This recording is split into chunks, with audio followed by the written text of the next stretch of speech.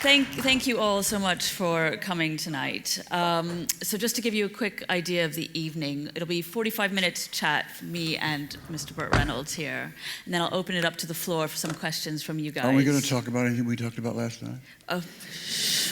You promised not to mention that, Burt. Stop it. And then we're going to come back to some more questions between the two of us when I expect he'll flirt with me quite a good deal. I will. Now, it feels completely ridiculous to introduce a man as legendary as Burt Reynolds, so I'm going to keep this pretty short. Burt was born in Michigan and grew up in Florida, where he still lives, and dreamed as a kid of being a professional footballer. But when he was at college, injuries scuppered that plan, injuries that still plague him to this day, as you can see. And so he turned tentatively towards acting. But despite thinking that he could never be good enough to turn this into a career, and in fact delayed going to Hollywood because he thought he still wasn't good enough at it, Reynolds is still one of the most successful actors of all time. For 5 straight years, he was the #1 box office draw in Hollywood, and a record no star has beaten since, and in fact was only equaled previously by Bing Crosby. From hosting The Tonight Show, to singing with Dolly Parton, to winning Golden Globes, to acting in such classics as Deliverance, Cannonball Run, Smokey and the Bandit, and Boogie Nights, Burt has achieved pretty much everything possible that anyone in the entertainment business dreams of, and he always looked like he was having the time of his life doing it. He's now written a brilliant follow-up to his 1994 autobiography, My Life, called But Enough About Me, in which he shares his memories of the people who shaped his life and work, giving the reader a tour of some of the greatest entertainers of the 20th century, from Betty Davis to Frank Sinatra to Clint Eastwood. And just like the best of Burt's work, it is both very moving and extremely entertaining. And I'm really looking forward to talking to him about it all tonight. So ladies and gentlemen, Burt Reynolds. Thank you. Thank you.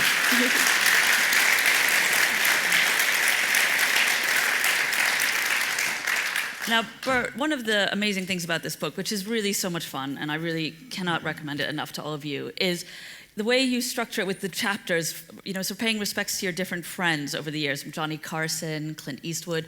Was part of that you just wanted to talk about other people rather than yourself? Yes. No, I mean, there was some people in my life that was so instrumental in my career. And so wonderful to me, and I felt that anybody can write a mommy dearest, but I actually love my mother very much, and so I didn't have a book there. My father was tough on me and tough on everybody else. He was the chief of police. He arrested me once. What were you doing? I was fighting. And he threw me in jail, and then he came by a couple hours later, and he said, you could go, your father showed up. You could go, your father showed up. You can go, your father. And he looked at me and he said, your father is not here. And I said, but I'm your son. He said, not tonight. So I stayed there for 3 nights. And every drunk he arrested, he threw on top of me, and I had some interesting roommates for a while. How old were you then? 18. And it was a good lesson. Did you stop fighting? No. But I stopped fighting in his jurisdiction.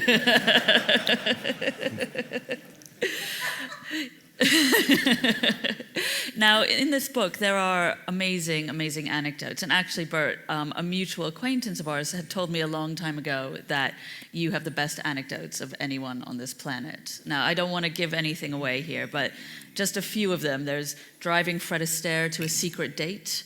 Yes. Turning down Greta Garbo when she wanted to bring him home with her. I didn't know it was Greta Garbo. Otherwise, I wouldn't have turned it down, but she was beautiful and extraordinary looking. She had a blouse on. It was canary yellow, and she didn't have anything on underneath it. And I remember talking to her, sort of, and she said, my mouth is up here. I said, yes, ma'am. And she said, don't call me ma'am, and would you give me a ride home? And I said, I would love to give you a ride home. I don't have a car, but I'll give you a ride home anyway in a taxi. We can go together, if you like. And we did. And she was charming and mysterious, as you would expect. And just before she got out of the taxi, I said, I'm sorry, you didn't tell me your name. And she said, my name is Greta Garbo. And I said, my name is Bud. What an idiot I am. You were only about 22 or something at the time, Yes. Is that right? Yeah, going on 12. It was just, it was bad timing. I told that story many times about what an idiot I was. And I got a note from her saying, you were an idiot. But I thought maybe she was going to give me a second chance, but it didn't happen. Were you ever starstruck? I mean, the list of people in this book, makes me starstruck. I wasn't starstruck. I was very enamored of people that succeeded in this business because it's so tough to do well. And I liked so many actors that I respected and liked. Fred Astaire was such a gentleman. My gosh, he was the kindest, classiest man I ever knew. And he was at my house one night. I had a party, and I had very good parties, and we had a little band there. And my other closest friend was Charles Durning. Now, you probably don't know this, but Charles Durning, besides being the fourth most decorated soldier in World War II, was a fabulous dancer. And he taught dancing at Fred Astaire's dance studio, which he had them all over everywhere. And he said to Fred, I used to work for you. And Fred said, you did? He said, yes, I was a teacher at your dance studio. And he said, I wonder if you'd do me a great favor. And Fred said, anything. And he said, will you dance with me? Oh. And Fred said, if I lead. And Charles said, of course. And they danced, and everybody got off the floor to watch these two amazing people. Charles, who was rather large, and Fred, who was so thin, it was scary, but somehow they looked better than him and Ginger. And it was just wonderful. It was wonderful to see. It was one of those magic nights that you'll never see again. And I love Charlie so much, but I loved him more that night than any other night because he lived his dream. He was dancing with the man he idolized, and they were magical together, twirling about. Charles looked like he was on air. And Fred was so happy to be dancing with this great actor. A great actor, not just a good actor. And when they finished the dance, everybody applauded, of course. And they started to walk off, and everybody said, no, more, more, more. And I walked over to them, and I said, you don't have to dance anymore if you don't want to. And Fred said, I'm in very good shape. And I'd be glad to dance more if Mr. Durning would be happy to dance some more. And Charles said, I will dance with you forever. Oh. Well, I get tears now. I got tears in my eyes. And they played, I don't know what they played, something, but they danced for another hour. Nobody left. And it was such a great night. Was it quite painful in some ways writing the book? So many of these friends of yours have since passed away. Yes, especially the last year. It seems I've lost one every month. But, I've lost great pals in the stud business, Hal Needham, who was the best there was, passed on. And I lost many, many actors that I cared so much about. The great Betty Davis,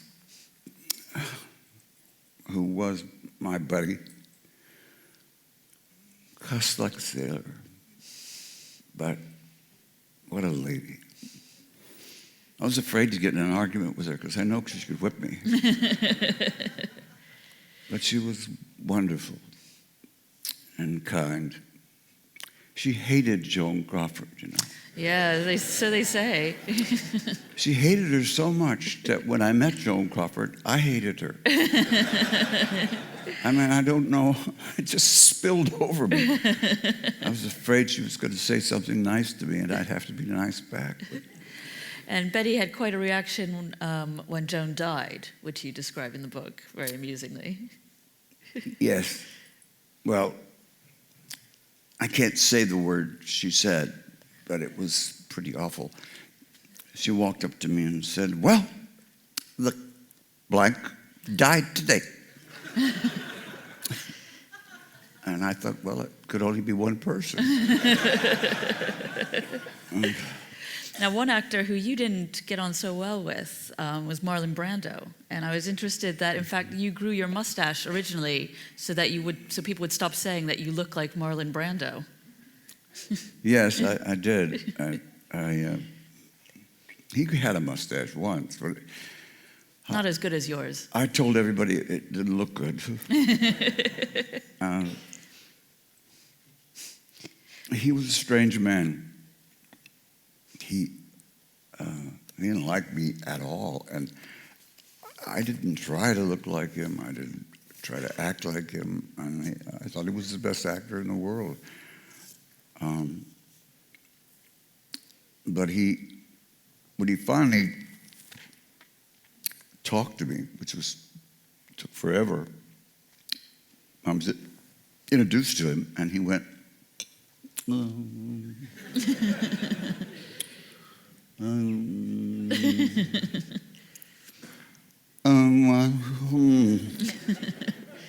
And I said, that was very enlightening. You're the finest actor in the world. I mean, I'm thrilled to meet you. And I said, I wish I could say the same for you.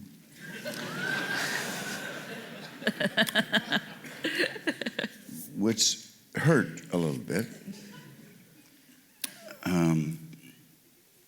And it was in my house. I thought, well, I can throw him out, but people are so thrilled that he's here, So I didn't do anything except, look like an idiot. He just wasn't very nice.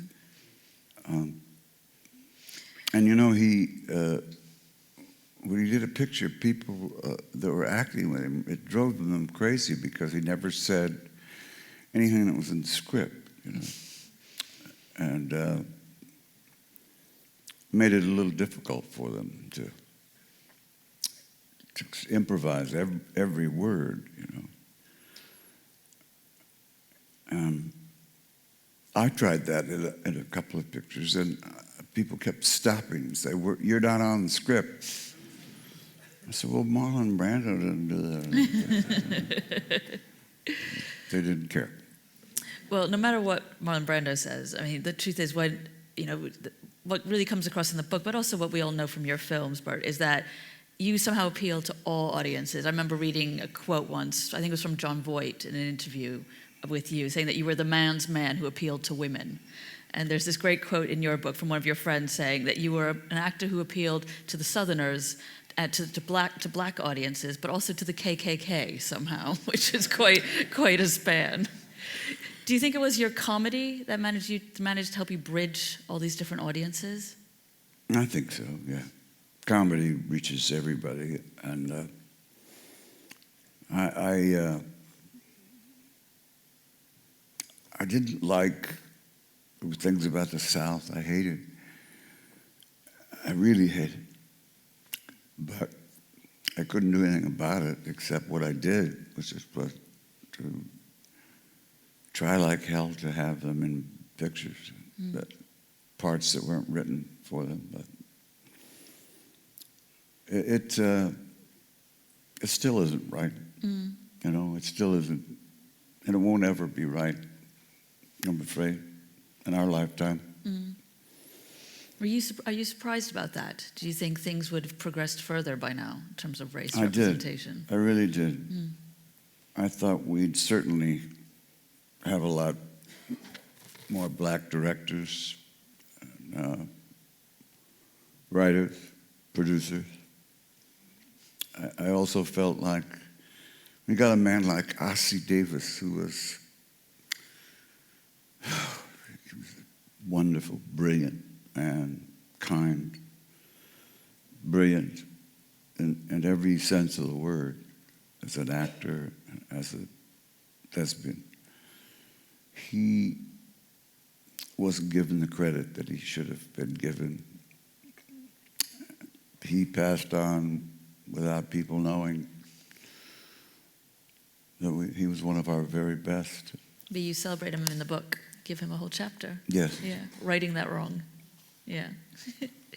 Now, you were initially known when you started out for drama, particularly, obviously, Deliverance, which I'm sure everyone here has seen. But part of your comic appeal was that you just always looked like you were having so much fun, whether you were on The Tonight Show or in Smokey and the Bandit.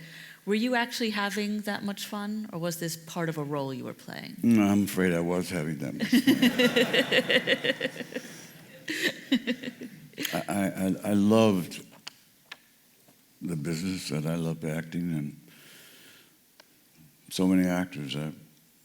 I was so proud to be on the screen with them. There were some that I thought were a little pain in the butt, but you know, I could only try to get them out the door, you know. You have this great anecdote from when you were making Boogie Nights about when you were rehearsing with Mark Wahlberg, which I hope you don't mind me reading here. It says, "I like Mark. At one point, though, he was having a tough time, which made him do strange things. He got very methody and was walking around the set with a fake erection all the time. So I stopped him and said, 'What the hell are you doing? You're a good actor, just act.'"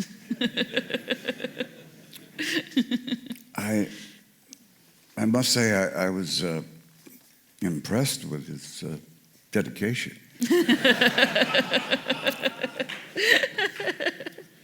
Now, you suggest in the book that you possibly had too much fun and that maybe this hurt your career. I mean, you were the playboy of the late 70s and early 80s. Oh, well, that's what they said. I don't think so, but I had an awfully good time, and I had some wonderful, wonderful women who were kind to me and put up with me. But I can't say that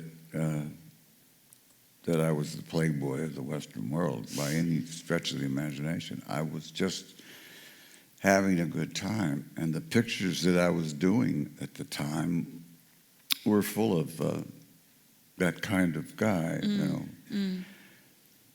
And I think that, I don't know, one time I was having such a good time that this picture, I can't remember what it was, but I was driving out of the shot, and I drove up by the camera, and I just looked like this, and I looked over. And then drove on, and I thought, you just broke the fourth wall. You can't do that. And then I got out of the car, and I said, do you want to do that again? And the director said, I loved it. I mean, I loved that. I said, yes, but I broke the wall. I mean, I looked at the audience and smiled. He said, you've been looking at the audience and winking for 25 years. I'm not going to stop it. It works. So I said, okay. Now, you say in your book you actually only like 5 of your movies. Which are those 5 movies? Well, it's hard to remember 5 now.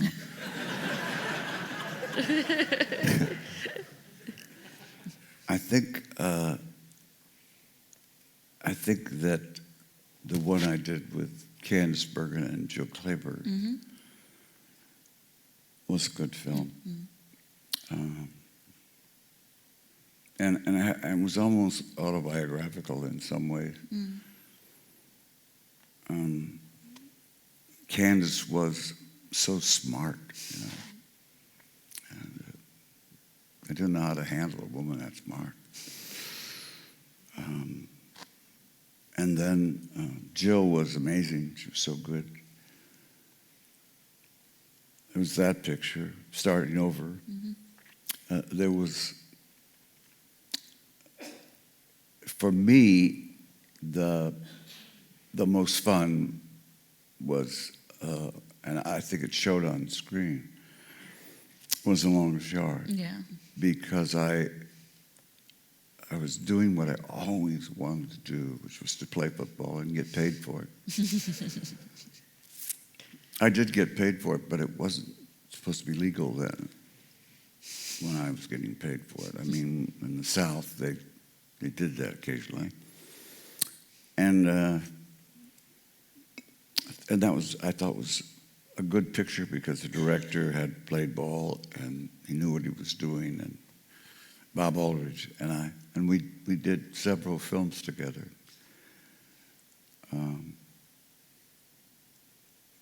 And I thought those 2 come to mind. I know there must be 3 others, but I can't remember what they are. Now, one movie that you're not so keen on, which I think might surprise some people here, is Boogie Nights. And yes. In fact, you say in the book you've never actually seen it all. I don't like those people. I feel like they're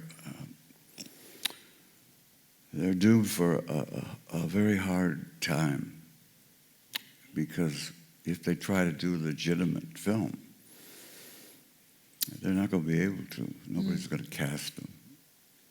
And it's sad. They're very sad people to me.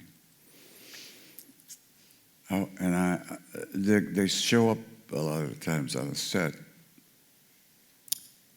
There's one guy in particular that is really disgusting, and he always comes over and starts to put his arm around me, and I said, don't do that. And he pulls his hand back. I said, first of all, I've already taken a shower today. I'm going to take another one right now. And keep away from me. And why are you here? And I got louder and louder until finally 4 or 5 people came over and said to him, I think you better leave. And he did. I mean, it's a one-way street that you go down, and if you go down that road as an actor, you're finished. So it was the subject matter that you didn't like rather than the director? I hated the subject matter. I also didn't like the directors. You've got some pretty strong words about him in the book, along with some other people. You're very, very honest about people. I hope so. I promised that this book would be honest, and that if you're going to call people charming and wonderful, and there were people that were so helpful to me that I hope I paid them back in the book. But there were also people that were real SOBs. And they deserve to be called that. You're discreet about one area, though. There was that terrible period in the 90s when there were rumors about your health. Yes. And you say how some of your friends, so-called friends then, dropped you. Yes, I did. And you don't name them, though. You're discreet on that front. Was that too painful to go back to? I was accused of having AIDS, and because I had broken my jaw in 3 places. Somebody hit me with a chair, and they picked up the wrong chair. The chair that was the breakaway chair, they did pick up. They picked up a real chair, and it, strong chair, and it hit me right here, and I heard this horrible crack, which was the bone that went down there, and I knew I'd cracked it, and I went ahead like an idiot and finished the picture, but unfortunately it was with Clint, who I love like a brother, and it was unfair to him that I would do that, go ahead and finish the picture. I should have said I'm in trouble, and I should just drop out now, but I didn't. You try to be a trooper and finish and all that, but I shouldn't have, and it was it was bad. It was bad in every way. It was bad for me I wasn't helping my friend, I was hurting him. And it also meant that we'd never do a picture together again. Because I'd ruined the one chance we had. Now, is it also true, because you talk a little bit more about Boogie Nights in the book, is it true you then turned down Magnolia afterwards, that you didn't want to work with Paul Thomas Anderson that much? No. I'd done my picture with him, and that was enough for me. Mm-hmm. And one of your lines that you say in the book, which I like, is that the chart of my career looks like a heart attack. It's gone up and down so much. What's the hardest thing about coming down after you've been as high as you've been, Mr. Number One box office? It's rough.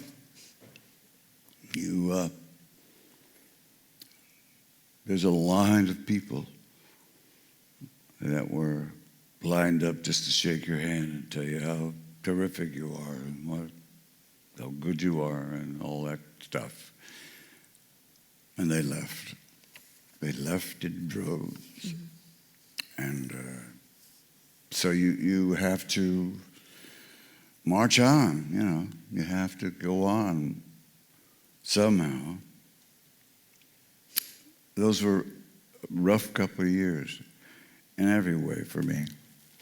It was especially rough for my son, who was hearing all kinds of stuff at school. And I tried to tell my dad, but he wasn't interested in that kind of talk anyway.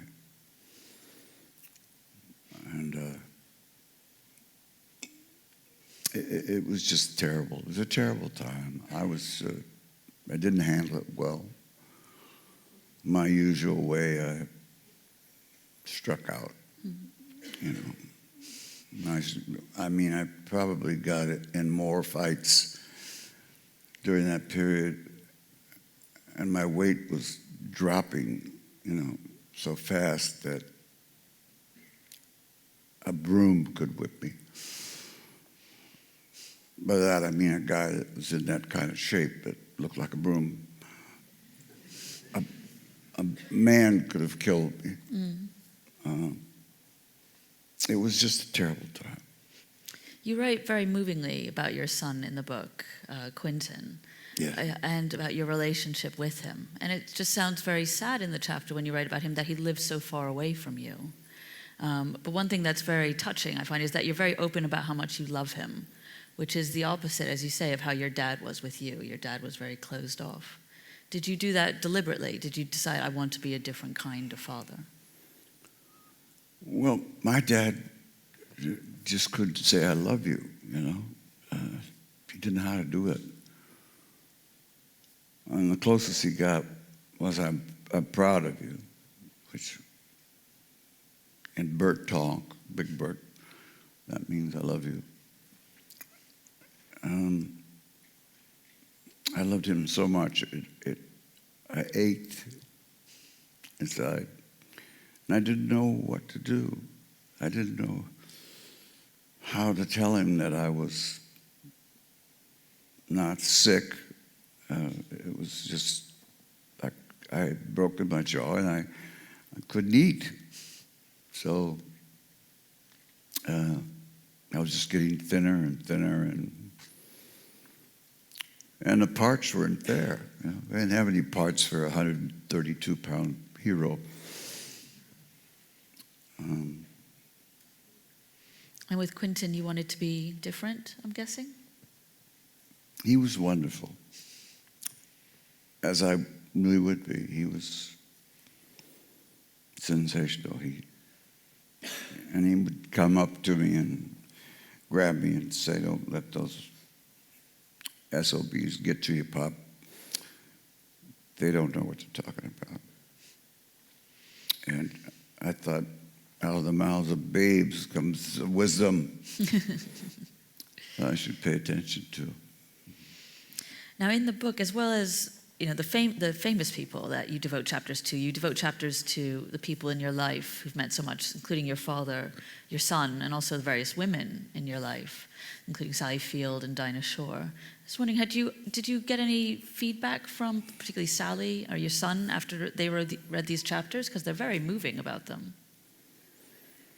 Well, Dinah, of course, who was so brilliant and classy. Boy, she wrote the word class. She was wonderful. And you guys also broke the mold a little then, because she was older than you by quite a few years, which was unusual back in the early 70s. Yeah, I never knew. I truthfully never knew how old she was. And I don't want to know. All I knew was that we had a great time together. And you thought you'd spend your life with her, even back then. I was ready. Mm-hmm. Mm-hmm. She kept saying no.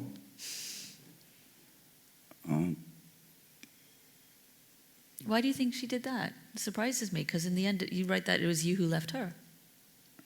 I did, because I felt like I was pushing her. And I didn't want to do that. I didn't want her to be obligated to stay with me. This is getting to sound like one of those horrible shows. Sorry, you're going to cheer it up a bit.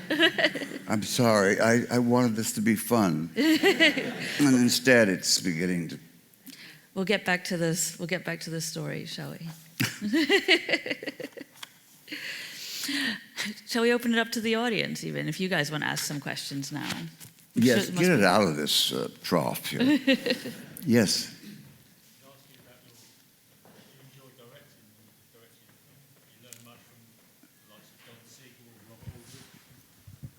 Great directors you worked with as an actor?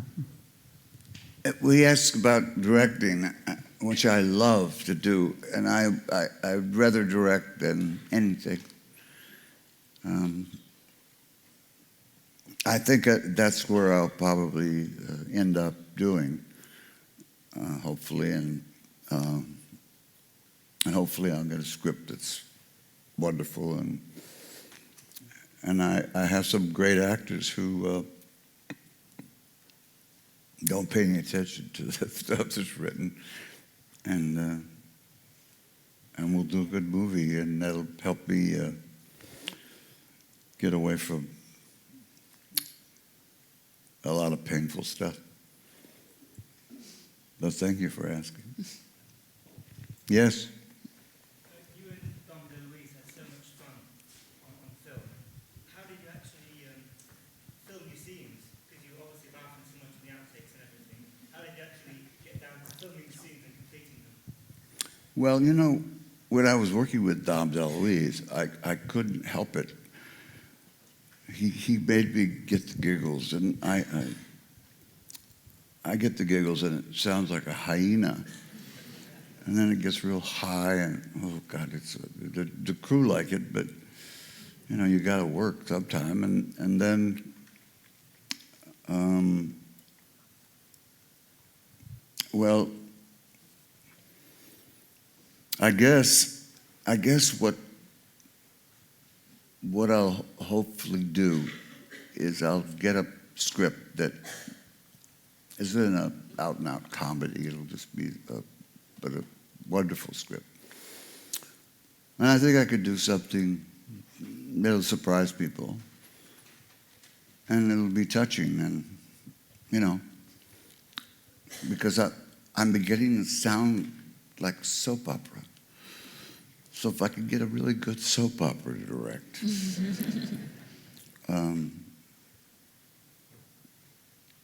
I know that sounds silly, but I really mean that. Some of the best movies in the world are soap operas. Mm.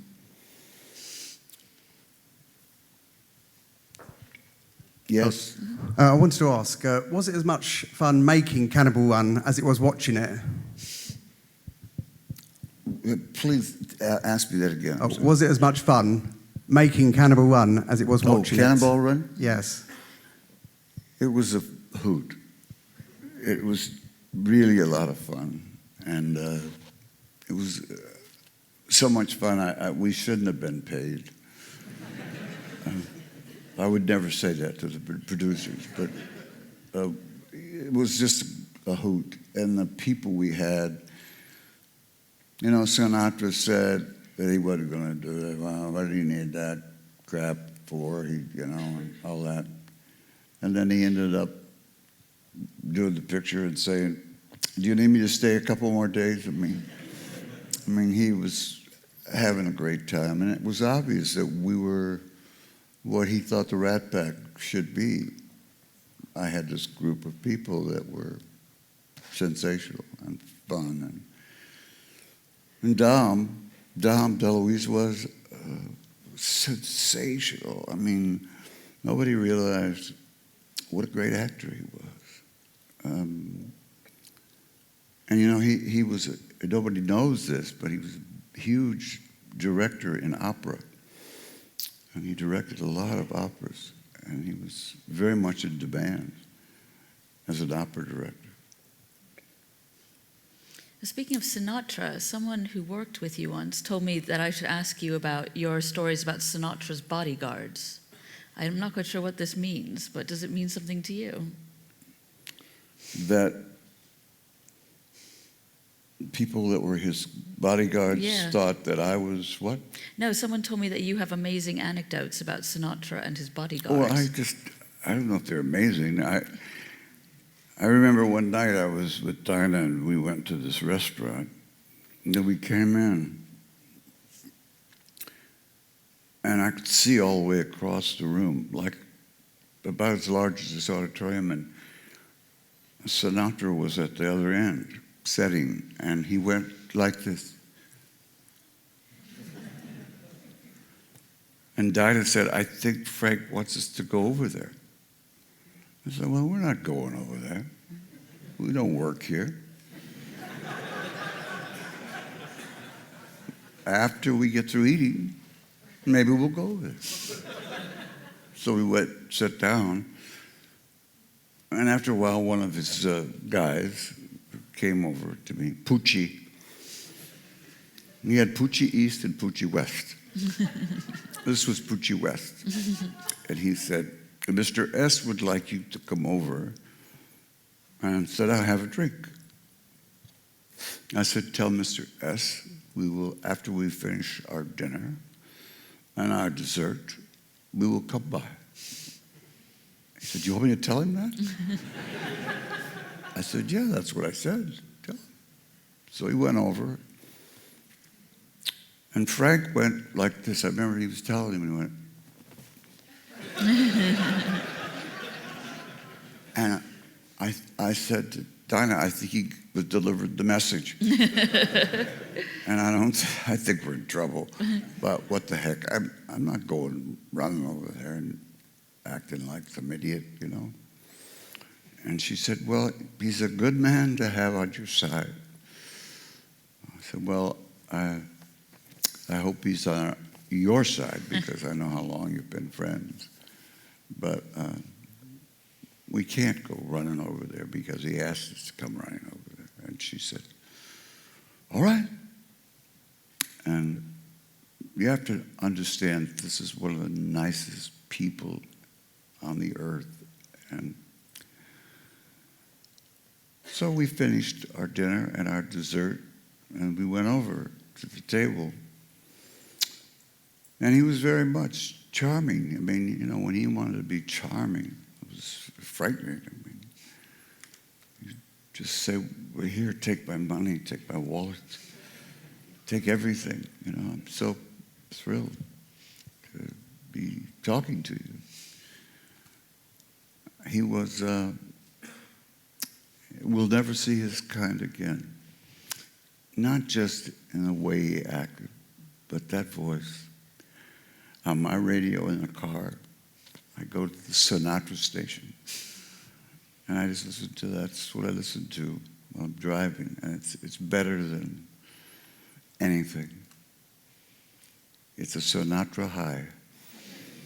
It's one of the things that comes across in the book is that, you know, you lived through such a special era in Hollywood. I mean, these people you were hanging out with, Cary Grant, Monroe, Sinatra. I mean, you don't see that kind of class anymore. No, you today. never will. Well, where is you going to find a Cary Grant? Please. I mean, I was so crazy about him, listening to him talk. I thought, this is a man doing an imitation of Cary Grant. He was so funny and charming and wonderful and witty. And I went to the racetrack. He was a little tight with money. And it was about 10 of us at this table. And he said, "Now everybody put $1. Everybody put $1 in the middle of the table, like this." Yeah. And so there was a pile of ones. And so I gave that to the guy, and I said, "Look, I can't bet $1. It makes me crazy. Look, I'll give you $20. Don't tell anybody, and slip it in, and we'll bet." Well, the horse won. So he came back with this huge pile of money. And Cary said, "Well, that's very good. We did very good. Look at all the money we won with that $1 bet." So we proceeded to divide my money up.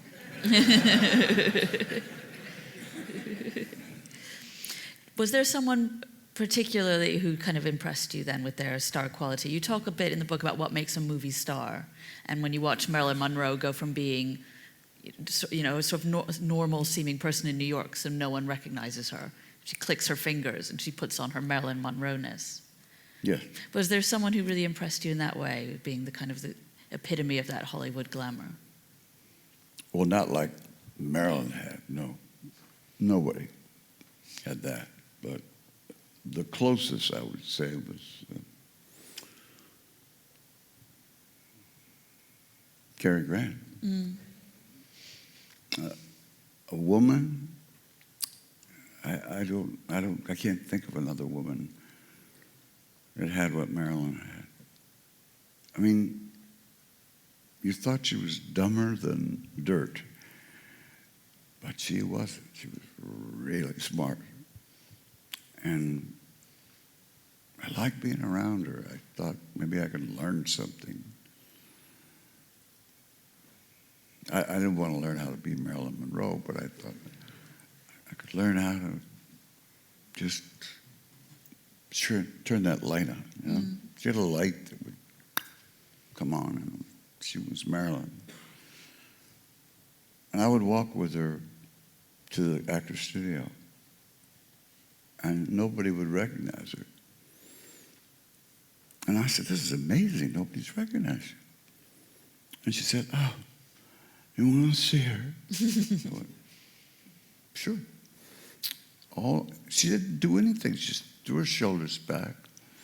I went like this, and then within 10 steps, we were surrounded by people. Orson Welles said it. You don't want to be recognized, you won't. If you do, you will. And she did, and she was. I like people, so I'm not upset when people do or don't recognize me, you know. And how about you? Do you think, as John Voight says, you played this role of the man's man so well in the 70s and the 80s. I played this role? No, you played that was your persona. I see. Well, can I go on playing that the rest of the night? Do you think do you see anyone around today and you think, oh yeah, that's the younger version of me? Do you see anyone who's like a new Burt Reynolds? Or is that an impossible role to fill? Well, I don't think it's a role to play. I think it's... I'm very happy in my life. And I'm the luckiest man on the face of the earth. I've had a wonderful life. Are there guys that would like to have this life? Sure. Can they? I don't know. I mean, I've been so blessed. God has blessed me with luck and a lot of great friends. I don't know what the secret is, if there is a secret.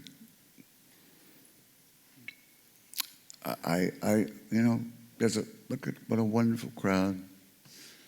Come to hear this idiot talk. And I'm so blessed that you're here.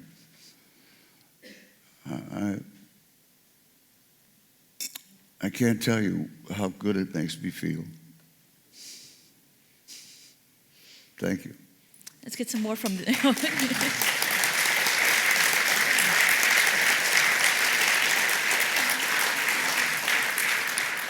Yes, sir. Is there any roles that you regret not taking when you were offered? Is there one? Are there any roles that you regret not taking that you were offered? Oh, Lord, yes. There's about 3 or 4 that I was just truly an idiot to not do. People say, well, why didn't you do them? And the answer is, I don't know. I didn't think I could. I didn't think I would do it justice. I didn't like their approach to this material. There's one in particular that you say causes you pain that you didn't take, and that's James Bond. Well, only in the wallet. It doesn't hurt me artistically that I didn't do James Bond. I mean, I don't think an American can be Bond, but I'm sure that there are actors in America that could pull it off. Sean Connery was my favorite Bond, and he was a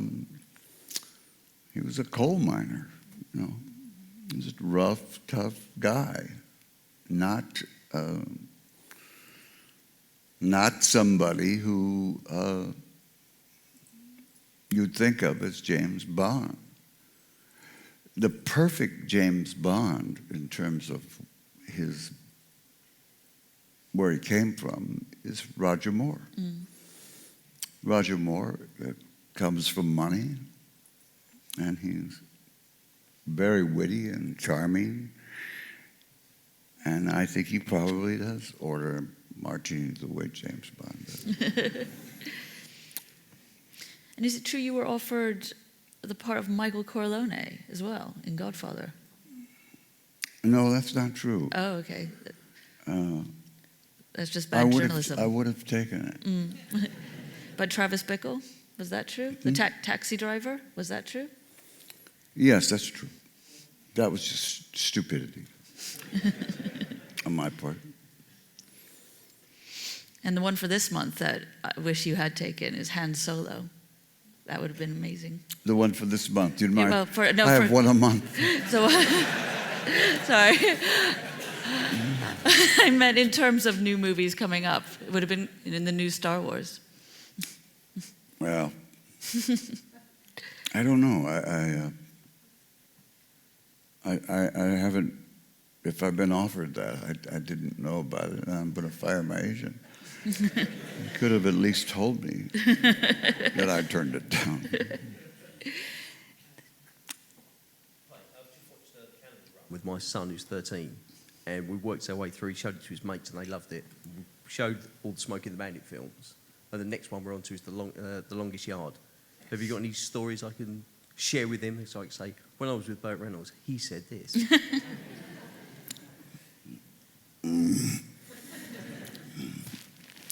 Can you tell me that again?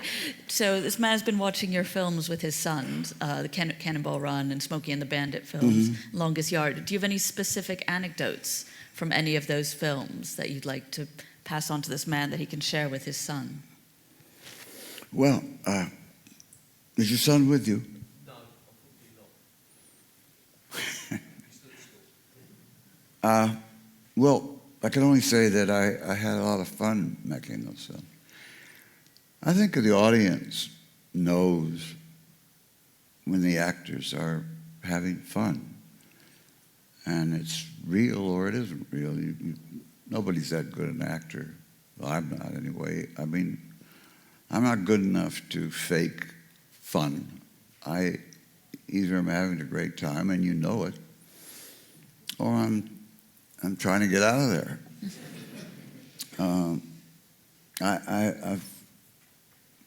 I've done a lot of films that weren't a lot of fun to make, but I made them. I'll confess that I did a couple of films that I did for the money. And it was a lot of money. And I enjoyed every penny of it. And one of the reasons I love Smokey and the Bandit so much is you can see you and Sally falling in love on screen. Yes, like you that. can. And that must have been an incredibly special film to make. You see how much the two of you looking at each other. It was, and she's amazing. You'd think after a guy says he loves you, and I hope we can make another movie together or something, that you'd hear from them. I haven't heard a word. So I guess I'm not going to hear. Can't tell people any more than I've told them. You need to call her. Don't wait for her to call you. Well, from a woman, I'll take that advice. Call her. Yes, sir. Please wait for the microphone so everyone can hear the question. Normally everyone can hear me. So. I was just wondering why you weren't in Smokey and the Bandit 3 apart from it was either Because a cameo I at the thought end. we'd run that course. There's nothing worse than Smoking and the Bandit 3 and Smoking and the Bandit 4 and Smoking and the Bandit 5. You know, we just ran it out. There wasn't a whole lot left to do, and Gleason was not sure he wanted to do another one, and I wouldn't want to make it without him.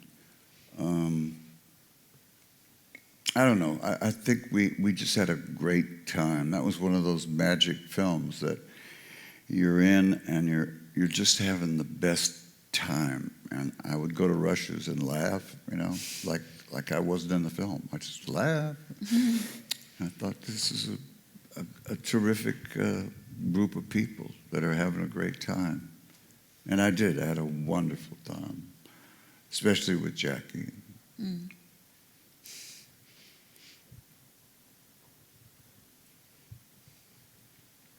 Who would you like to play you in a film about your life?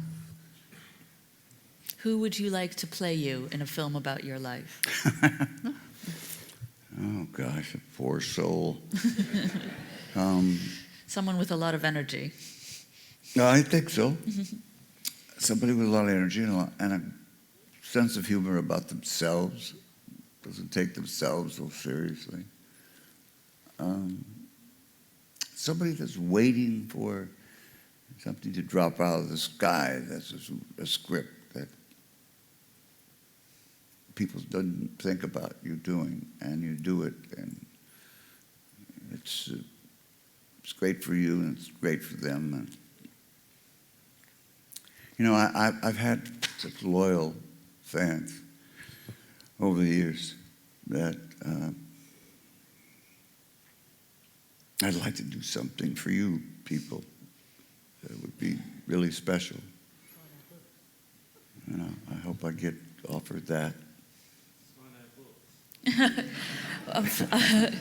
Burt is not feeling quite up to signing books, I'm afraid, today, but the book itself is amazing. And when you say you want to do something for the fans and give something to the fans, I really do feel that this book is that. You share so much of yourself in it, as well as giving these amazing stories. Only, you know, you haven't heard 100th of them tonight, really, in this book. They are a lot of fun. Thank you. When you say who could play you, I would kind of think George Clooney could play you in the story of your life. You know, I'm a big fan of his. I think he's, first of all, gorgeous. I think he's too handsome to play me, but he's gorgeous and he's a wonderful actor. He does comedy, terrific. Drama, terrific. He's just terrific. Duh. I think we have one more question. Yes.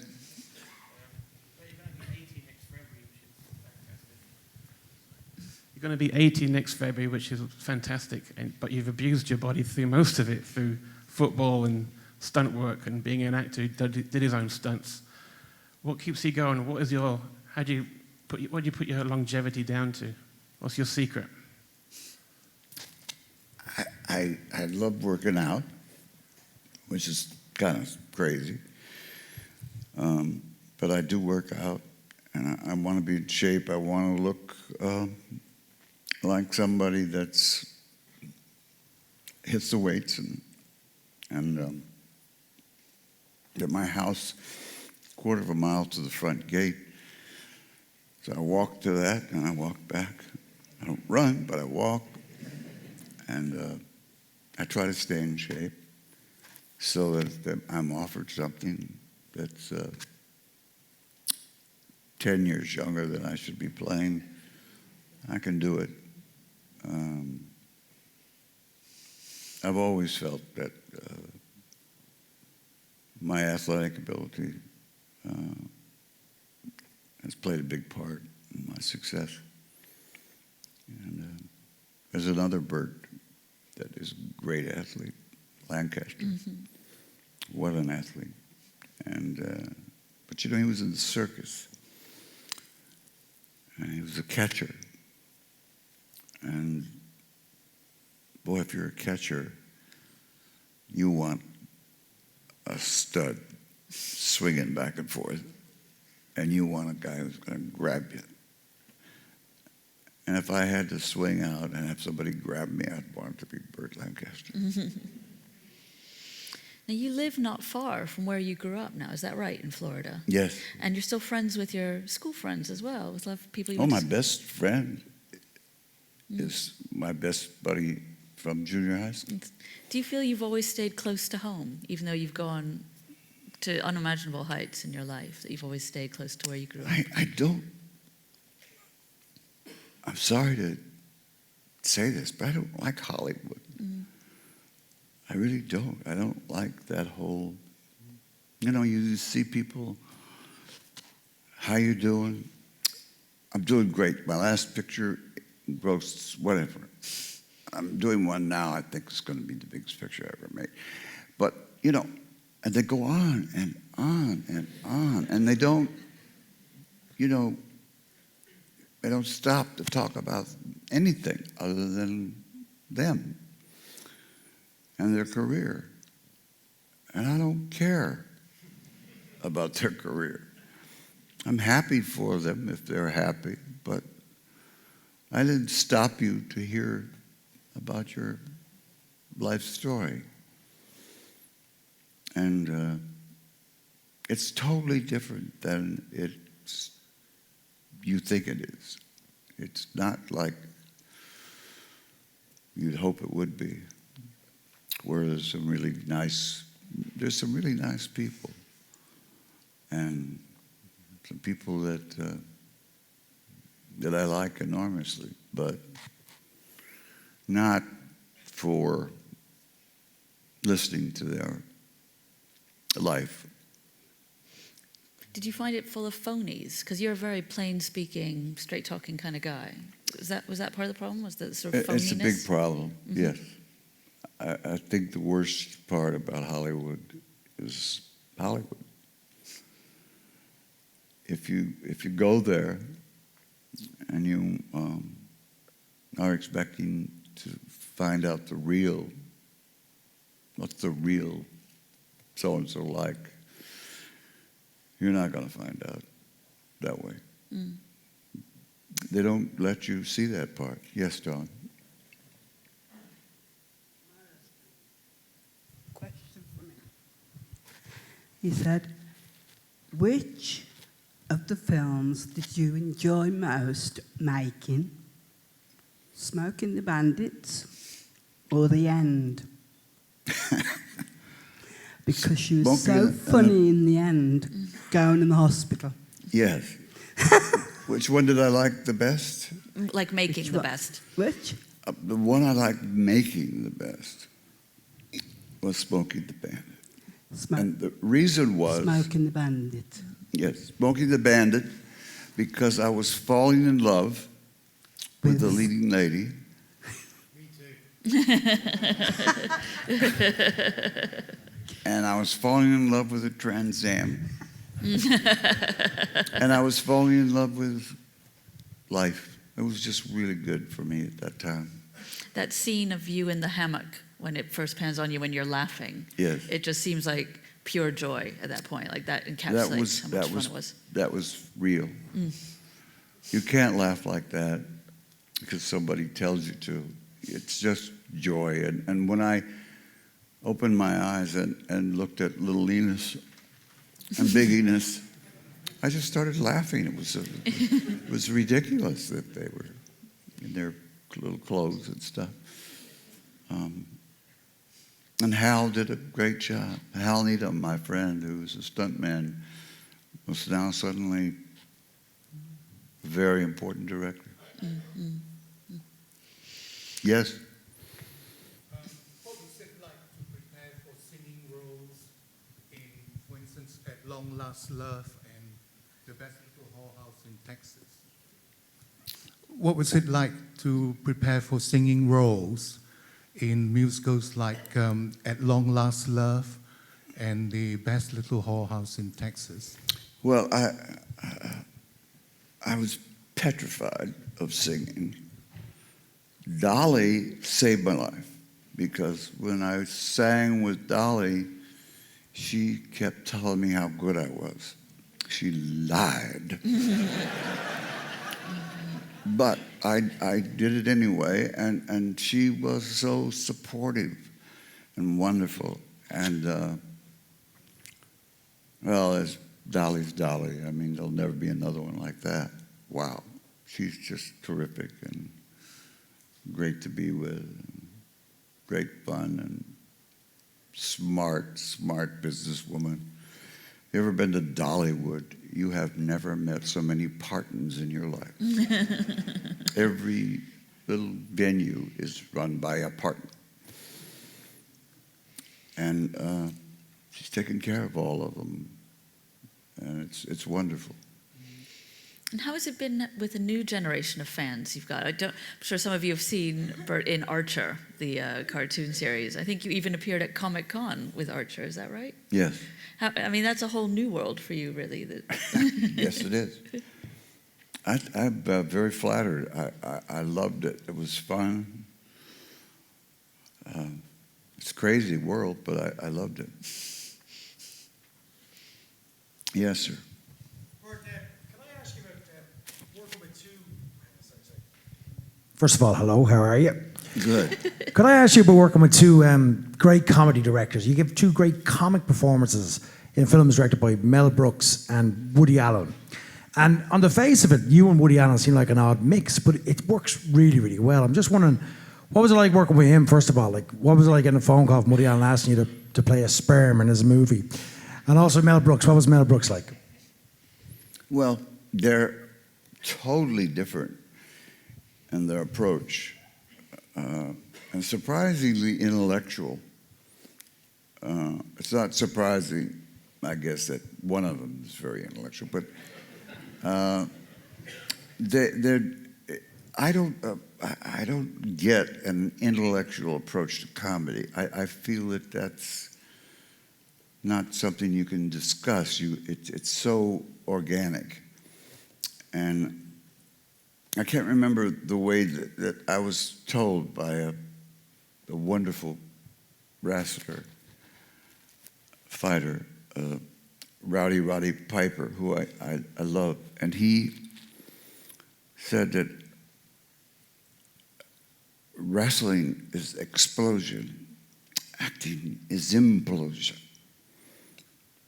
I didn't know what that meant, but it sounded great. But, you know, it's true in a lot of ways, and it is that way. I loved working with those guys. Those guys meaning wrestlers. They're, you know, I was a stuntman, and I consider myself still a stuntman, what's left of me, what I haven't broken. And when I do the stunts, I feel really good. I feel like I work, today I deserve to be paid because I broke a couple things, you know? And I love that part of it. Being an athlete, it's just great fun. Great for me and good for the audience. Yes, sir.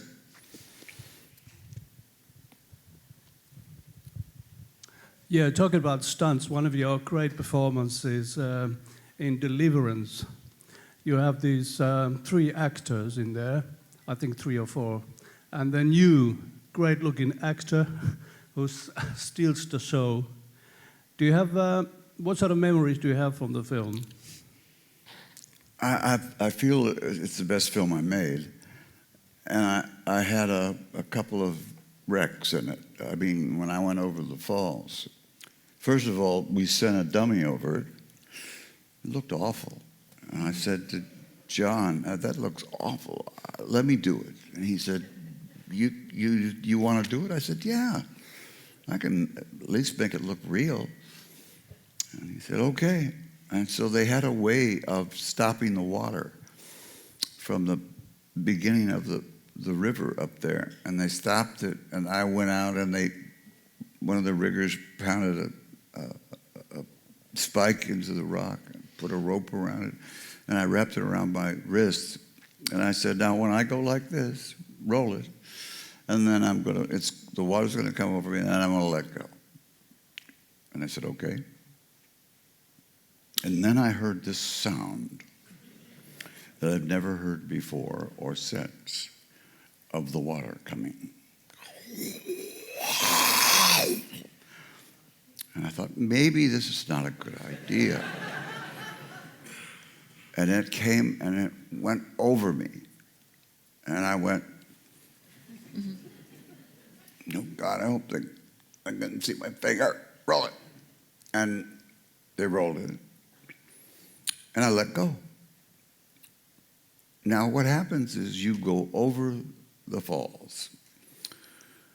But you're not going to go. I said I'd go here, and then I'd go there, and I'd turn a flip and go here, and then go here. You go where it wants you to go. And it took me, the first thing that went, I hit a rock, and my tailbone cracked. And you haven't heard or seen pain like that. And then I went and hit another rock, and my knee, which has already been operated on 4 times, got shattered. And then I went, and then I hit a couple other things, and my ankle got busted. And then I went, well, to make a long story long, I cracked everything that wasn't already cracked. And then I hit the water. And I remembered the guy said, if you get in trouble, go to the bottom and you can swim out. And I was in trouble. I couldn't swim straight ahead because it was pulling me back. So I went down to the bottom, and he's right. It shoots you right out. Except he didn't tell me that it shoots you out like a torpedo.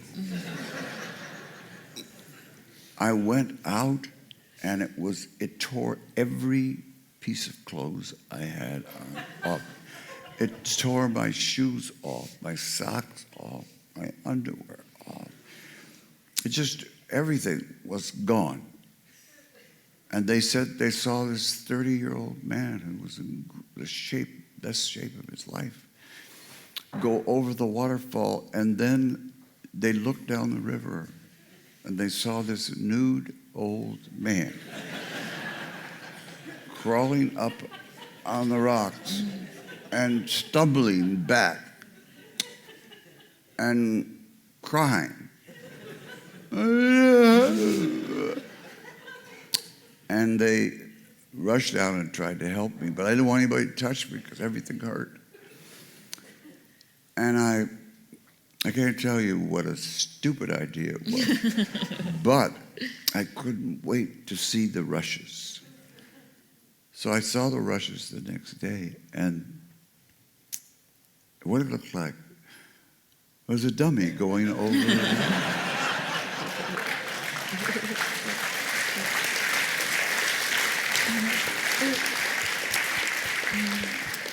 I don't think we can end on a better story than that. So we're going to wrap it up for tonight. Mr. Reynolds, thank you so much. This has been such a joy.